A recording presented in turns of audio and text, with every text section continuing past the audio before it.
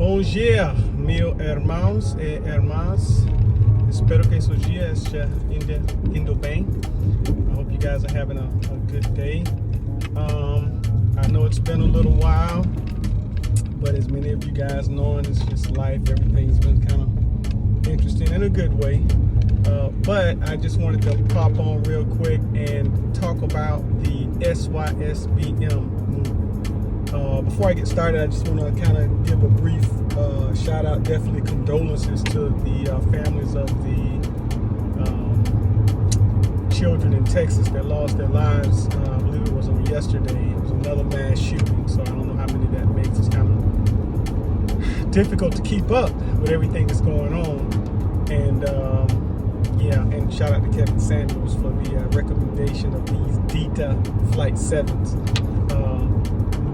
Anyway, so I was watching a podcast yesterday, and Attorney Dennis Sperling, he was talking about Sysbm. Now, what's interesting is he started off being kind of well, no, he wasn't kind of, he was Sysbm, and as many of you guys might know, he's a very successful lawyer in in Texas, I think Dallas area, Houston or Dallas, one of those places, one of those states, cities rather. And he had things set up in Dominican Republic. He was about to move. He was contemplating on just leaving the Matrix and just relocating. And of course, he would take his sons on trips to expose them to a different culture, which I think everybody should do if they can.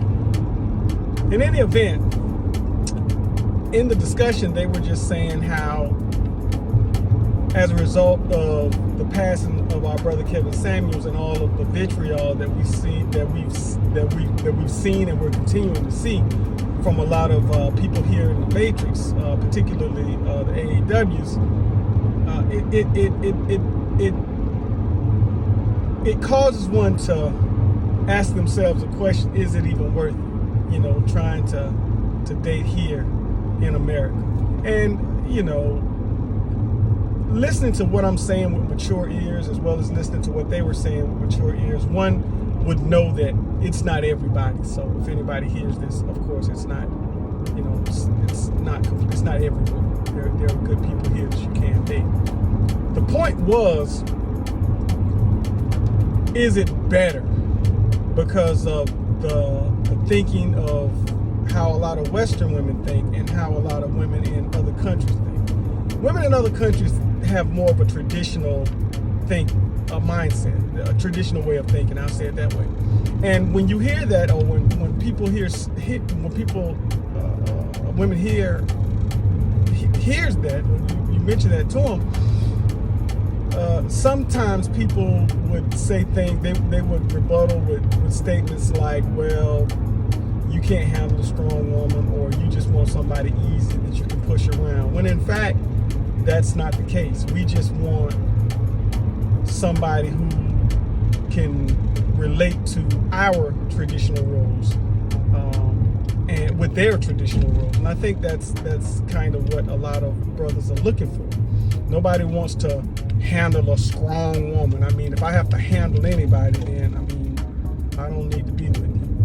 And so in the podcast, they went on to invite guests, and then they asked people what were their thoughts. And surprisingly, a lot of brothers just kind of held up their passports, and they said, well, you know what? We encourage every brother to get their passports and to go out and see the world, because it'll definitely it'll give you a new way of thinking. I remember my first trip to Brazil. When I came back, I was single at the time. It was difficult to date someone here, because let's just be honest, from a scale of how they do the 1 to 10, I mean, what we consider 10 there might be like a 5 or 6 there, if that. But 10, 8, 9s, and 10s are everywhere there, and they are a lot of sisters there. They have that traditional way of thinking. Nobody wants to be dominated, and when you hear tradition, please don't think of domination. Think of cooperation, not domination. So, yeah, we could just say that traditional thinking leads to cooperation. on our part and on their part. So everybody kind of falls into where they need to be and create this synergy and this harmony for a successful relationship. So yeah, all of the brothers were holding up their passports and they were saying, hey, look, man, if you guys aren't traveling, you're missing out. And they just came to a conclusion, hey, look, man, SYSBM, save yourselves, black man. You know, I think the mad bus driver, shout out to the mad bus driver, I think he was he was the first that I heard who coined that phrase, SYSBM. And he wasn't necessarily, well, he was talking about dating outside here and there. But then, of course, as the movement progressed, people like myself and other people in the travel community, they took it a step further and they say, hey, look, this is just not SYSBM rather is just not isolated to here in America. SYSBM means global, and so that's kind of what that's kind of the trajectory it's gone in and it's continuing to go. So yeah, brothers, listen, man. There are options outside of this country, and I've been saying that from when I first started this channel, and I say it again. And a lot of people might say, well, you met your wife here and she was, but she's Brazilian. Yes, that's true. The thing about meeting my wife here was my wife was a Brazilian who hung around with Brazilians, nothing else. So her culture was something that she, to this day, embraces wholeheartedly. And you would think that she never left. I mean, just in her day-to-day life, the people that she hangs around, her behavior, you would think, oh man, did she just come back from Brazil? I mean, is she still in Brazil? I mean, you let her tell it, she is.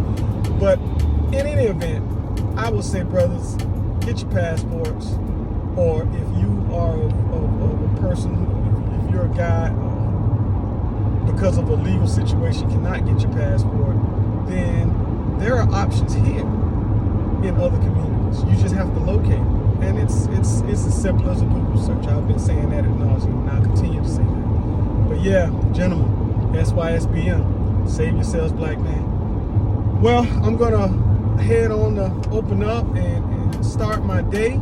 And so I will just say, I hope you guys have an awesome day. Ótimo dia. And lembra-se, gente, não odeia o jogador, odeia o jogo. It's your man Larry. Até a breve. É verdade.